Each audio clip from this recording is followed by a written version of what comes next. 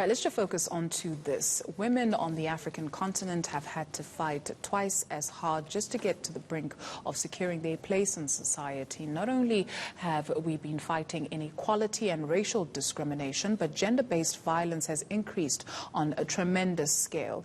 We speak now on the role of women in moving the continent forward. I'm joined by Magdalene Moonsamy, Deputy Chairperson of the African Peer Review Mechanisms NGC and founder of the Women's Justice Foundation. A very good afternoon to you, and thank you very much for joining us. When we look at South Africa in particular, it is Women's Month this month. What would you say there is to celebrate? I'm always optimistic. Thank you so much, Duduzile, for having me. And thank you to those who are watching as well. I just hope that we don't just watch, but we act. There's so much to be positive about, but at the same time, there's so much that we must be conscious, wary, and hold accountable for. So in as much as I would like to believe that we as women are a force to be reckoned with, there are aspects of what has transpired since 56 and the suffrage movement that came before in the 80s, of which many have done a great injustice and disservice.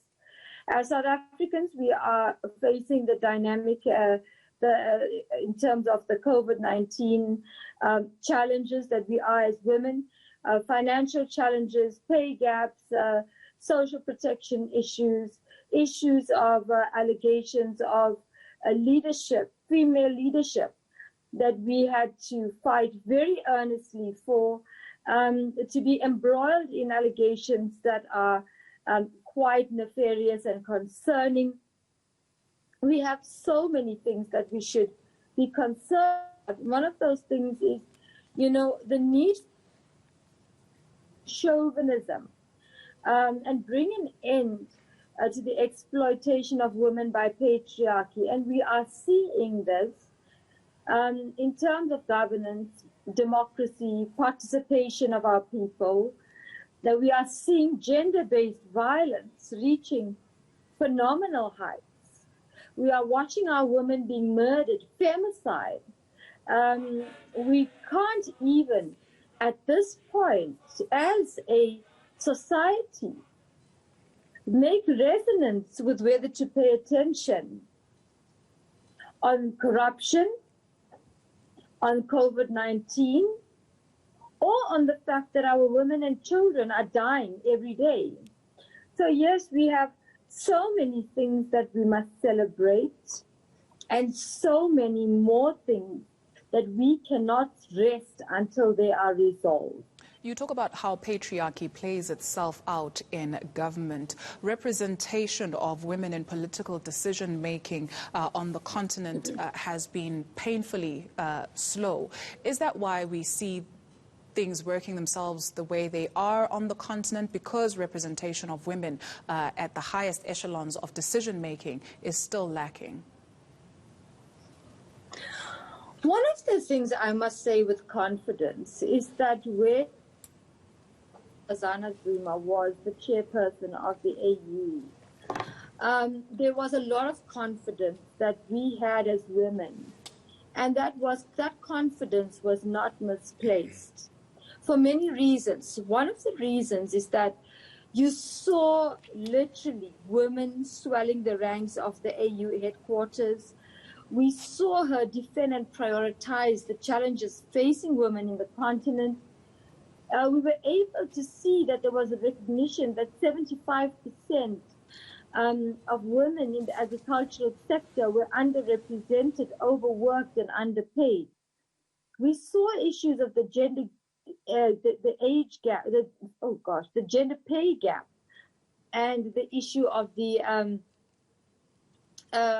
economy, the issues around patriarchy becoming not just a term, an abstract term, that we use patriarchy as a defense every time we're looking for an excuse as women. Let's blame it on patriarchy.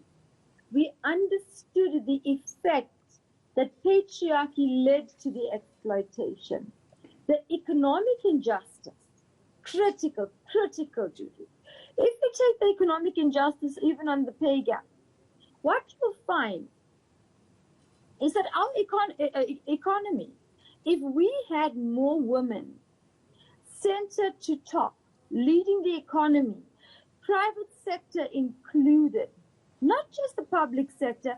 Public sector, yes, they are responsible for the citizenry and making sure that there are certain aspects that are handled in the manner in which they have to be handled in. But who owns the means of production? It's the private sector. And the private sector is not coming to the party. The private sector is not playing a fair game in terms of the economics of women in South Africa, neither in the continent. You had an increase of, I think, about 16% more than that in Liberia under the President Sirleaf Johnson. But tell me, why is that? Is it because of women negotiating FDI and trade? And that then becomes an obligation as a woman. Yes, we do have FDIs, but do they come into the hands of women?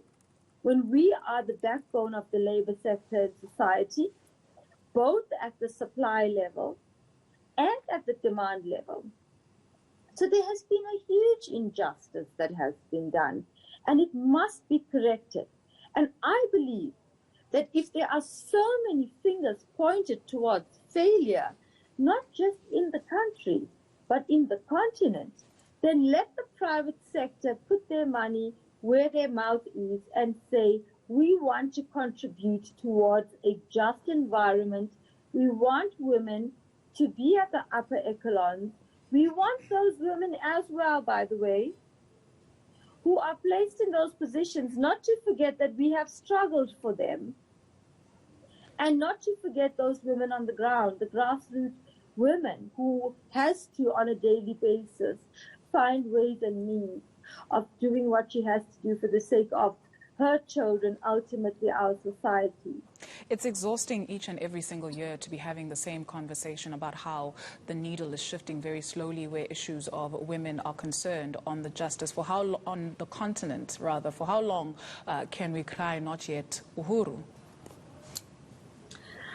Look, the one thing that I'm going to say with the absolute confidence, it's time for women who are really holding the spade on the ground, who are yielding the tool on the ground to rise up. We cannot leave decisions to be made by those who assume power through our votes, who assume power through our consumerism, as minimum or as maximum as it might be. It is, yes, unfair and exhausting to have the same conversation. But my challenge to civil society and my challenge to every woman out there is to say, let's find ways and means of rising up and deciding who owns, who runs, who decides, who participates, and who makes ultimately the choice about our fate. Our fate is deteriorating, and we cannot depend on the exploitation of patriarchy to deepen that deterioration. I'm calling on civil society, members of the NGC, APRM, all stakeholders, young people, those of various sectors, to join hands with the NGC, APRM, and to ensure that we can hold accountability and we can find a decrease of some kind of an injustice and an increase in the economic state, in the economic strength, and in the economic faith of the women of South Africa. Magdalene Moonsamy is the Deputy Chairperson of the African Peer Review, NGC, as well.